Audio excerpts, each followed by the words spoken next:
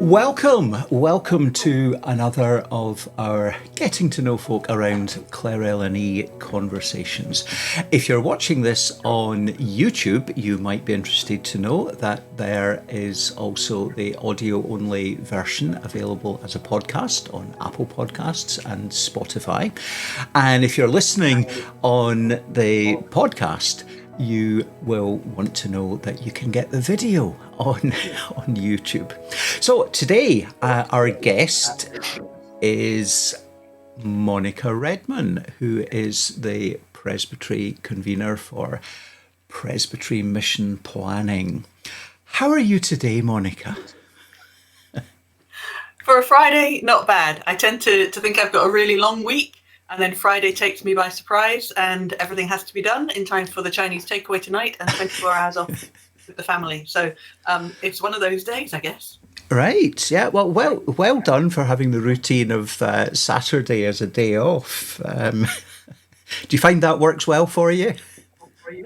Yeah, well, it's the day my husband is most available. My son is still just about willing to hang out with us for part of the day at least. Yeah, it at least means I get some time with them, and then I just crack on from Sunday onwards. Yeah, and then Sunday comes. So what's your typical Sunday? How many services will you have on Sunday? Well, it's changing a little bit at the moment. So the basic is an 11 o'clock service in Muir of Ord now. We've just got the one place of worship, having closed Uri at Christmas. But over the last couple of years, we have been experimenting with something that is a little bit more, I suppose, accessible for people of all ages. And so we now have a routine where 2 Sundays a month, we start at 10 o'clock for brunch church.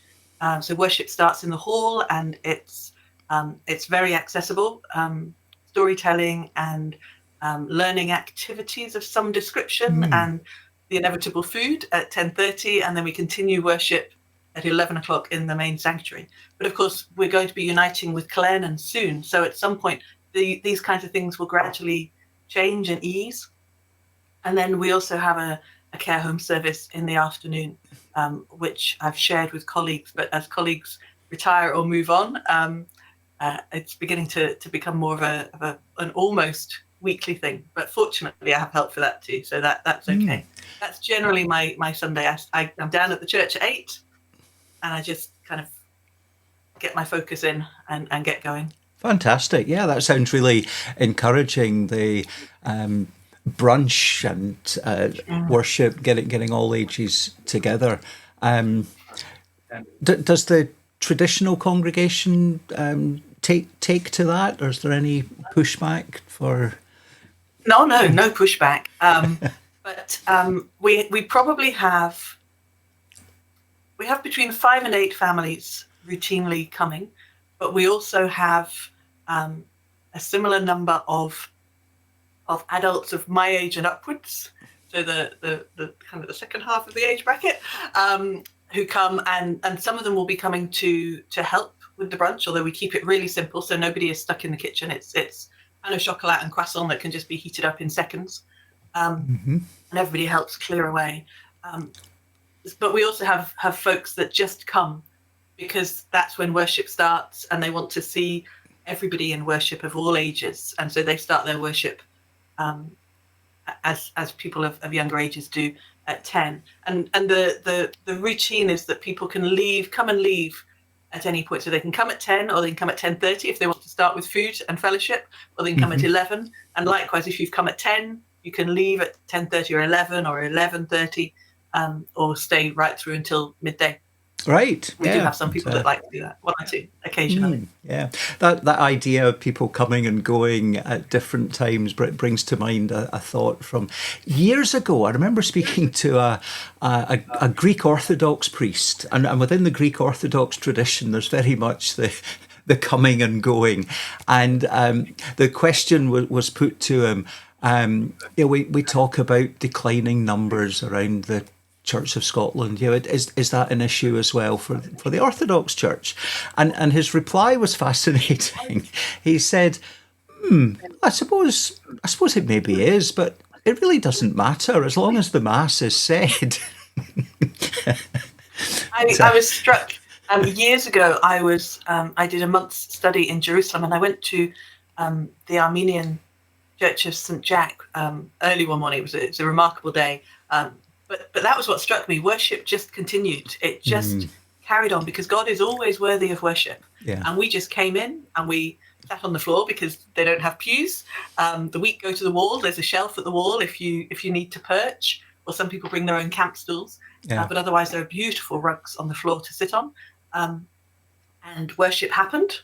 And we came and we took part as we could, which was not much because of our language. And then we left and came and left. There are all sorts of problems with that, but there's also something very freeing about that. And theologically, God is always worthy of worship and is worshipped day and night. Absolutely. Around the globe. Yeah. Yep. Let's shift gear and talk about presbytery. Clèir Eilean Ì came into being almost 9 months. 8 months ago. 8 months ago. Very nearly 9 months. Yeah. Yes. What would be some of your first impressions of Clèir Eilean Ì getting off the ground and doing things differently? I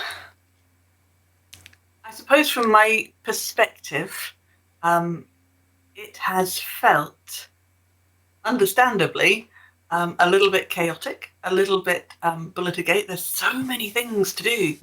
The film that came out last year, and it's not just for Clèir Eilean Ì, this is actually how the whole of the Church of Scotland feels for me at the minute. The film with the title Everything Everywhere All at Once, that multi-dimensional jumping movie, which is really messy to watch and hard to kind of trace the plot through, is kind of how it feels still a bit. There's a plot going through, there is a purpose, there is a way of that we're working, but there's so much to figure out and to settle and to remember, and but also just so much to see, so many people to meet, so many stories to hear and understand.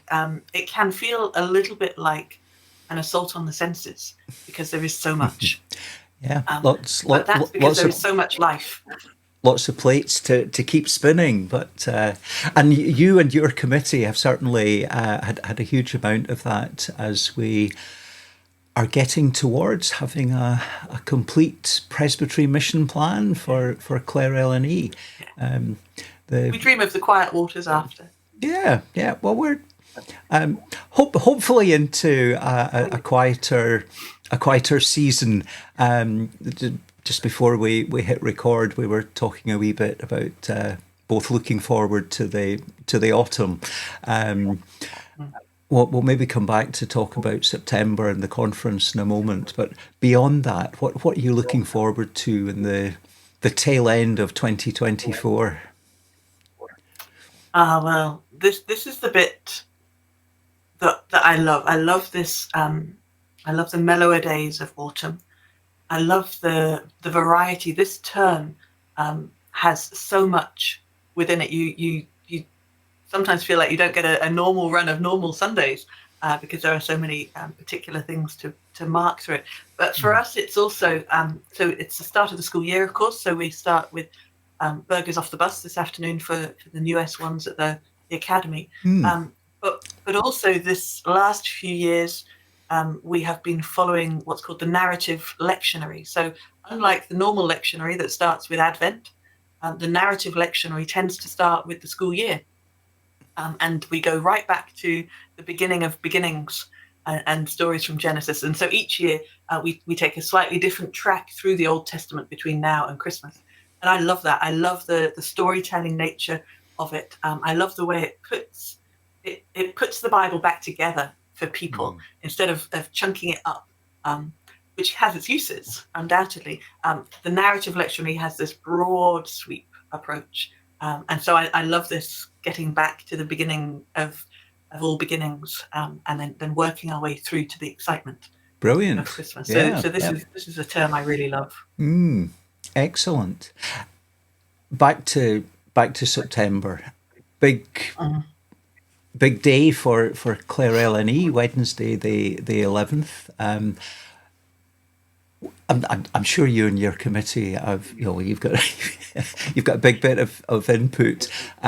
What are you most looking forward to about the day conference for Clèir Eilean Ì? Thursday the 12th, possibly. Waking up with it done. No, the bit I am most looking forward to, I suppose, is getting the plan before people, and then I imagine there might be some conversations after that people want to have, and that will be really exciting to actually talk with people face to face. The way we've tried to do most of the newish bits of the plan is face to face, but there's all sorts of bits that I'm kind of tidying away from all of the original plans, and also great big to-do list from all of those that I want to touch base with people on. It would be brilliant to actually see people face to face, to hear their tone of voice, and to be able to talk that through. I think that's what I'm most looking forward to. I suppose my dream of these conference times, as we get better and better at being together, is that these would be highlights at which we all are equipped for mission. I mean, Janet's part in the afternoon is going to be brilliant. This idea that we can maybe in the future have seminar streams running, we could maybe have workshops. We could take this at the point at which we come together, maybe even more than presbyters. We maybe have open workshops for our members to come to, at which we can be equipped for the ministry and the mission that we need to be about up here. Yeah. And so I love these ideas of big get-togethers. They're an awful lot of work, especially behind the scenes, for folks like Amanda, but so worthwhile and so precious, because it is such a hard thing for us to do that it has to be kept as a really, really precious and special thing. I remember years ago when I first came into the Church of Scotland and discovered that that communion was sometimes quite a rare event for some congregations. An elder telling me, Sadie Patterson, telling me, well, that's because it's so special. We wouldn't want it to become ordinary for us. Well, our presbytery conference times, when we get together and we will be able to share communion too, are really precious, special times, I think. Yeah. I'm very much looking forward to that day as well. And there are people and places that I'm hearing about. I can't place that on the map, or I can't quite think who it is that I'm speaking to. It will be lovely to get the faces and the names matched up. It's been great what we've been able to do online, and big fan of how we can do that. But yes, something special about being able to gather together, to worship together, to support one another, to be inspired, and to get a bit of presbytery business done as well. If you could invite anyone as a special guest, I think we've got the programme fairly filled up, but if we could invite another guest speaker to our September conference, anyone from the past or someone still living, who would you invite along to talk to CEI? Probably the one person who's been hugely influential in my ministry development over the last, I guess, 7 or 8 years would be someone called Todd Bolsinger, who's a lecturer and Presbyterian minister in America.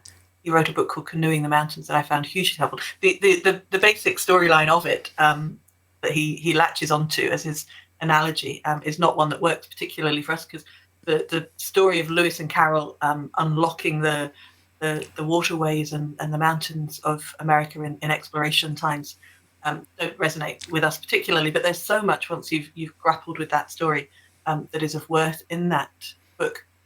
He's a very good speaker too, but I think the reason I was thinking about him was because he tried really hard to move the structures of the Presbyterian Church in the USA forward, and And actually, if I remember rightly, I don't know what the situation is now. This would be old history from a decade or so ago, I suspect. He didn't succeed. But one of the things that I learned reading that book and talking with colleagues about it in a wee study group we had going was the principle of failing. And the idea that his tagline was, "You can fail, but you must not suck." So you still have to be good at what you're doing, but you have to try. You have to try. You have to try and keep trying. And if things fail, then that's actually okay. It's better that than you didn't try anything at all.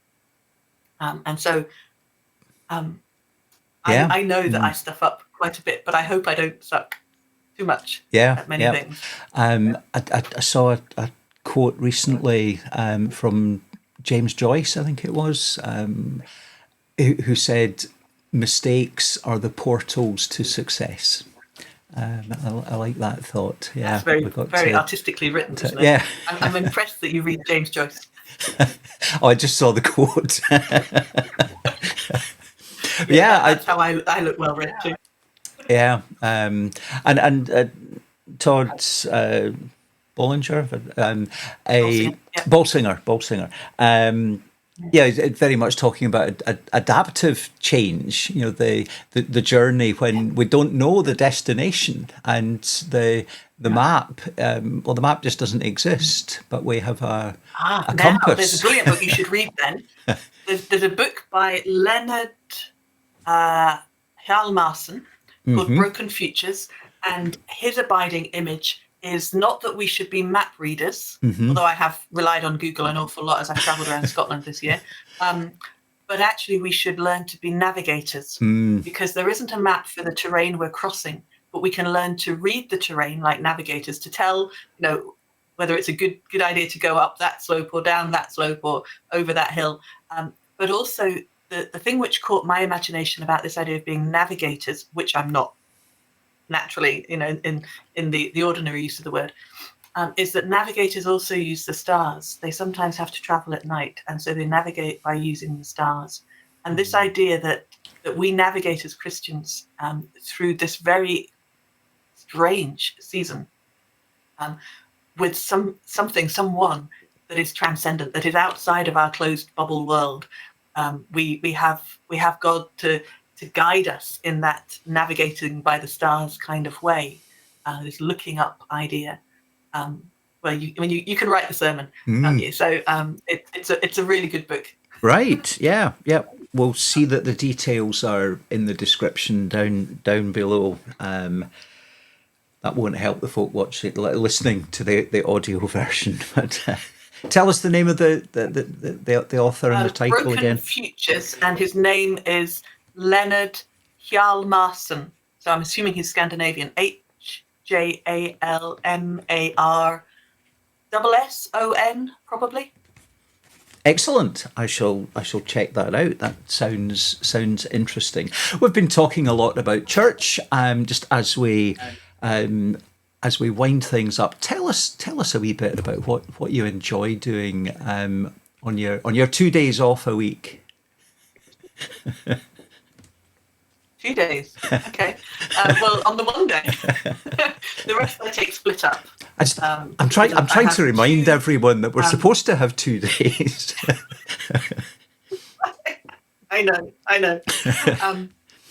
But a part of every day, so an hour and a half probably, is spent walking 2 dogs. We have 2 Canadian Inuit dogs, one old, one young, both rehomes.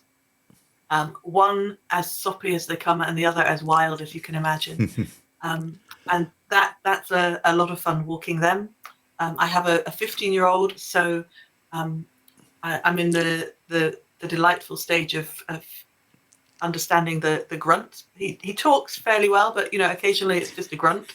But so from him, I have learned to enjoy Japanese anime. So we watch something together as a family every day. That's his choice. And also in the car, the audiobook that audiobooks we've been working through most recently are a very strange set of teenage fantasy literature called Skullduggery, about a skeleton detective called Skullduggery Pleasant. It was much easier when he was younger, and I could just immerse myself in the How to Train Your Dragon books, which are brilliant. So yes, life is full of work, and then juggling everything else around about it. Oh, I sew, patchwork. But I say that, but I haven't actually picked up the quilt I'm working on in 6 months. So I'm not sure I qualify as a patchworker at the moment, but I will be again very soon, I hope. Brilliant. Yeah. Monika, thank you very much for your time. It's been great to catch up with you, and I look forward to seeing you at the September conference in Fort William. It'll be a good one. Thank you very much indeed.